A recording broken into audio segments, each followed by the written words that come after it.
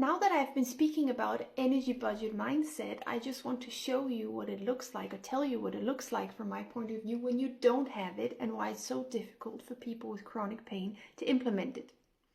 When I was having a real severe time with inflammation in the brain and I had a lot of headaches, I would use this little watch I had. It had a timer, and the timer was set to 20 minutes for every activity. When it was really bad, it was 10 to 15 minutes. So if I was speaking with somebody, my little alarm was set, and after that, when it beeped, I had to stop immediately, even mid-sentence, and go lie down to recuperate. Otherwise, I would pay with flare-ups of pain that would last many days before I could get back to my ground zero. So my day back then would start by having most often a very poor night's sleep, and I would be exhausted just after waking up. I would sit on the side of the bed and kind of will myself to get up and go about my day, go to the bathroom, go to the kitchen and make some breakfast. And after breakfast was made, I was completely exhausted from that activity, and I had to go lie down on the sofa again. And I would clutch my head like this and shield myself from the light. I wasn't covering the windows back then because I didn't want to be in a dungeon. That made me sad.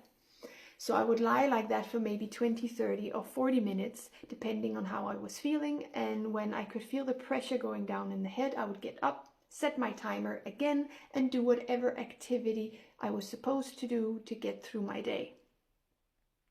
I learned to set the timer for absolutely everything back then, forcing myself to be hyper aware of how much time I spent on each activity because my energy was that limited.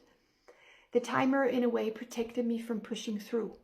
So my time and my energy was precious. I realized that, and the most precious thing I had, and I had to really, really protect it. Otherwise, shit hit the fan.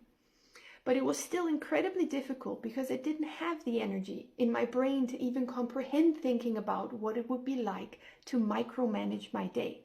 I just didn't have that energy. I was just survive, survive, survive, survive, sleep, survive, survive, survive, sleep, and on and on. It was an awful existence, but this is what happens when you have a lot of pain, especially in the phase where it is all consuming and there is nothing other than that during your day. And so when I learned energy management from the speech therapist that I mentioned in another video, it changed things for me.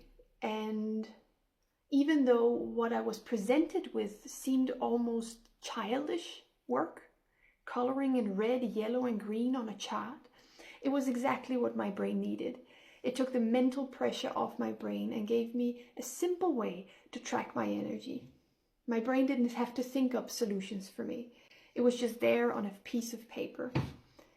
And it was actually just a weekly schedule. And the only thing I had to think about was, after I did this activity, did I have more energy or not? Red. And after this activity, did I have more energy or not? Yellow. And then once in a while, I had a green. And what this lady wanted me to realize was that when I did this for 1 week, and then I did this for 2 weeks, and then looked back after 2 weeks on the charts, I would be very surprised at what my energy was spent at, because I was going so much on automatic before, so much survival. I mean, before this, I didn't have the energy available to me to plan ahead at all. There was no perspective. I was just reacting to my daily life, trying to get through the day.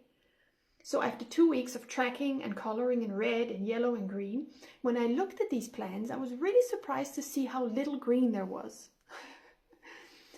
There was so much red, like this shirt. There were some days where almost the entire bar from 8 a.m. until 9 p.m. in the day was red. It was awful.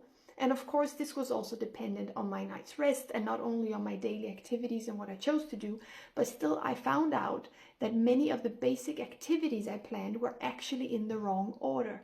Mashing too many red, meaning aggravating activities, in one corner, and then flatlining for the rest of the day because I thought if I could just get it over with, it would be better.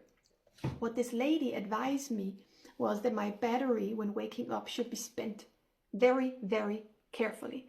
So all this colored red in the chart that I had, I was supposed to change to a minimum of 50% yellow and green. A minimum. And it was actually much easier to do that than not, based on the energy management chart, because now I had a visual.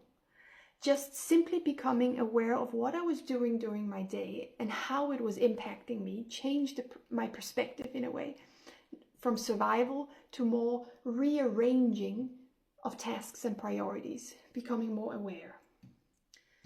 It wasn't about upending my actual activities, it was about placing them in a different order. So I'm mentioning all of this because when you're dealing with a lot of pain, and especially when it's very bad, there really isn't much energy for anything other than dealing with the pain. There's no space for anything else. And especially if you also have family or loved ones or elderly people that you have to take care of or upkeep contact with daily, or a job you're obliged to upkeep, then usually you only have energy for those two things. One of them is draining you, probably job or contact with people, and the other is you and the pain. You and pain together in one basket at this point. Talk about being between a rock and a hard place. It's incredibly hard to even think about managing your energy when you're fighting just to get through each moment, let alone trying to manage your life. Therefore, when survival is your baseline, energy management becomes the bridge between simply existing, surviving, and then finding a way to cope and then to live. I will be releasing a management tool and chart soon, so if you resonate with this, stay tuned. I'm excited to share it with you, and I think it might be able to become a tool that can help you have a better daily flow so that you can get one step closer to good health.